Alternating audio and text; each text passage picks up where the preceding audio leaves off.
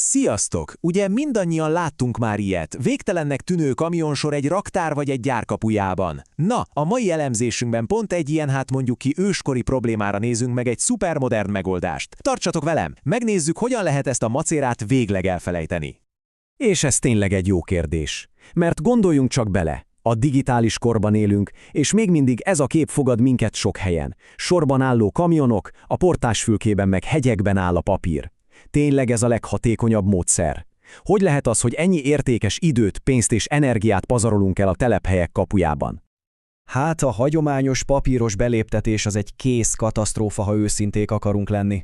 A hosszú sorok miatt borul az egész napi ütemterv. Aztán valaki elgépel egy rendszámot, és napokig megy a fejetlenség, hogy mi hol van.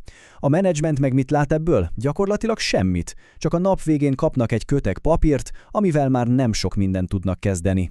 És ez csak a jéghegy csúcsa, a biztonsági résekről még nem is beszéltünk. Na de! Mi lenne, ha az egész papírkáoszt lecserélnénk mondjuk egyetlen napra? Hát pontosan itt lép a színre az Vanguard.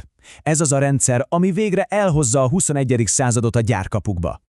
Jó, de mi is ez az Vanguard pontosan? A legegyszerűbb, ha úgy gondoltuk rá, mint egy digitális portásra. Van egy mobillap a portás kezében, meg egy webes felület a menedzsereknek, és ez a kettő együtt automatizálja és digitalizálja a teljes beléptetési folyamatot. Tényleg ő az a digitális szuperhős, aki végre rendet vág a káoszban. És mit ígér ez a rendszer? 4 kulcsfontosságú dolgot, sokkal gyorsabb folyamatokat, hajszálpontos adatokat, alacsonyabb költségeket és teljes átláthatóságot. Elég jól hangzik, igaz? Na de lássuk a medvét, vagyis hogy hogyan is csinálja mindezt. Oké, merüljünk is bele a részletekbe. Hogyan működik ez az egész a valóságban? Mit lát a portás, amikor a kezébe veszi a mobilját? A helyzet az, hogy a portás számára az egész pofon egyszerű. Előkapja a telefont, és jöhet a 4 villámgyors lépés. Első, doksi szkennelés. Oda teszi a sofőr vagy a látogató igazolványát, és kész. Második, rendszámfelismerés. Csak ráirányítja a kamerát a kocsira, és az AI azonnal beolvassa a rendszámot. Harmadik, fotódokumentáció. Pár kattintás, és megvannak a képek a jármű állapotáról, a rakományról, a plombákról. Negyedik, fuvaradatok rögzítése. Bepötyögi a legfontosabb infókat, és ennyi. Tényleg ennyi. A papírmunka pedig köddé vált. Na és itt jön az igazi varázslat, a rendszernek 2 arca van. Az egyik a portássé, a mobilap, ami a gyors adatgyűjtésről szól a kapunál. A másik pedig a menedzseré egy webes felületen, ahol az irodából kényelmesen, valós időben lát mindent, ami a telephelyen történik. Képzeljétek el, azonnal lekérhető riportok, bármire rákereshetnek, teljes az átláthatóság. Ez az, ami tényleg összeköti a terepmunkát a döntéshozókkal. De ez még mind semmi. Az Vanguard ugyanis nem egy ilyen one-size-fits-all dobozos szoftver, sokkal inkább olyan, mint egy Lego készlet. Az igazi ereje a modularitásban rejlik. Vagyis abban, hogy minden vállalat a saját egyedi Lego kockáiból rakhatja össze a neki tökéletesen megfelelő rendszert. És hogy mik ezek a bizonyos Lego kockák? Hát van itt minden. Például egy plomba management modul, ami A-tól Z-ig követi a plombák útját, ez mondjuk az ASEO minősítéshez elengedhetetlen. Vagy ott van a helyi tiltólista, ha olyan ember érkezik, aki nem kívánatos, a rendszer azonnal riaszt. Sőt, van előrejelzés funkció is, amivel a kamionok már eleve regisztráltan, konkrét időkapura érkezhetnek. És talán a legmenőbb, az API integráció. Ez azt jelenti, hogy az Vanguard simán elbeszélget a cég többi szoftverével, mondjuk a vállalatirányítási rendszerrel, így az adatok automatikusan áramlanak. Oké, a funkciók szuperek, de a nap végén egy dolog számít. Mit hoz ez a konyhára? Mit jelent mindez a valóságban, forintosítva? Nézzük a konkrét, kézzelfogható előnyöket.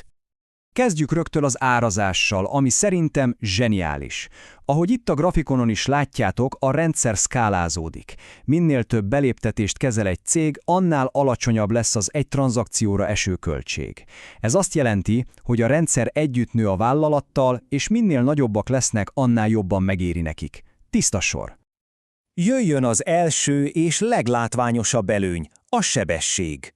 Felejtsük el a sorbanállást. Az applikációval egy teljes beléptetés szó szerint percekre zsugorodik. 2. pont a pontosság.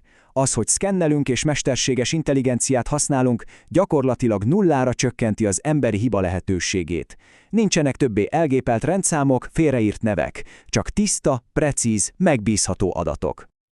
Harmadik előny az online riportolás. Ez azt jelenti, hogy bárki, akinek jogosultsága van, a világ bármely pontjáról egy kattintással látja, mi történik éppen. A jaj, hol van az a tegnapi szállítólevél típusú kérdések végleg eltűnnek.